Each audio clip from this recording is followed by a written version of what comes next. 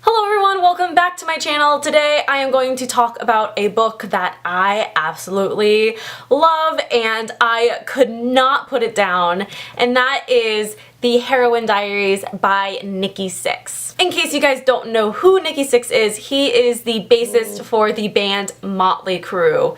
Motley Crue was a huge hair band, metal band that came out in the 80s and I think paved a way for a lot of other bands that you probably also have heard of. They just kind of started this whole like metal hair band phenomena in the 80s and they are absolutely fantastic. I freaking love them. If they ever went back on tour, I would go in a heartbeat. As a matter of fact, I actually did go on their last tour. Kieran and I, my boyfriend, we went and we saw it when they toured in Newcastle because that was about as high up north as they were gonna go. So we made a day trip, we went down to Newcastle, we saw their concert. It was freaking amazing and I would go again in a heartbeat. I've never really grown to know the individual band members of any band before, but I was just like, you know what, they're freaking awesome, I love their music, sure, let's do it. So then I picked up this and it's amazing. 5 stars, hand down, could not put it down. So basically what the book is about, the bassist for the band, Nikki Sixx, he kept a lot of his diaries and this is the one that he actually has published, and it is a kind of unabridged diary from 86 to 87, which is in between the Theater of Pain tour and the Girls, Girls, Girls tour. It is when they reached this like huge fame that they became the quintessential sex, drugs, and rock and roll. And this is about mainly the drugs, even though there's a lot of sex and a lot of rock and roll. One of the things that I absolutely loved about this was how visually appealing it was. So I'm just gonna open up to a random page.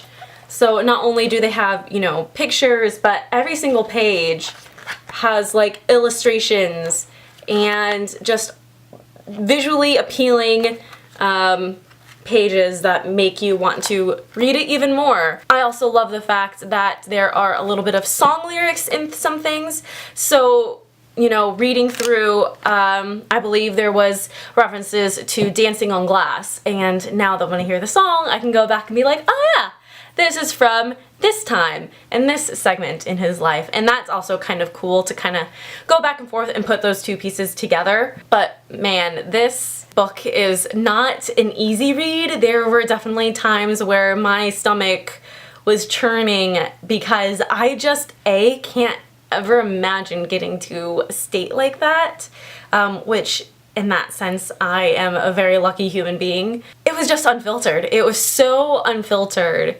and so disturbingly refreshing, which is very odd and very oxymoronic. It was just one of those things to where I have so much more of an appreciation for the hell that he went through and where he is now. To put it in perspective, in the 80s, he was spending $35,000 a week on booze and drugs. Like, that's a crap ton of money.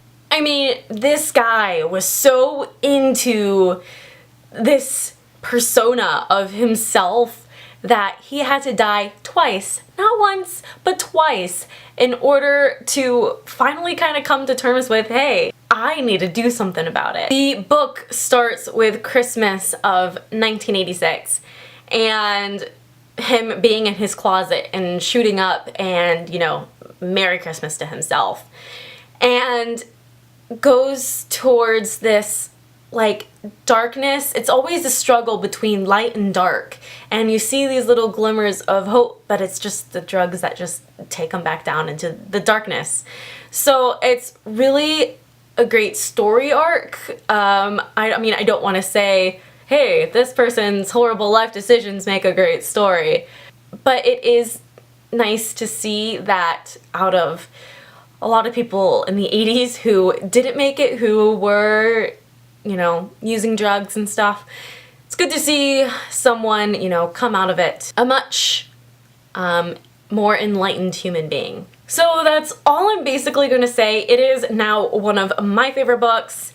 Kieran lent this to me. I don't think he's ever gonna get it back, but don't tell him I said that. So if you love rock and roll, if you love Motley Crue, if you haven't picked this up, highly, highly recommend that you pick up the Heroin Diaries. It is an amazing read. Also, if you're just kind of struggling with kind of life problems, I feel like this would also kind of be a good read in the sense of like, you're not alone. Also kind of tells you what not to do, and how some actions are not going to help solve your problems. So that is it for today. If you like my videos, please subscribe to my channel. You can also follow me on Goodreads, Instagram, and Twitter.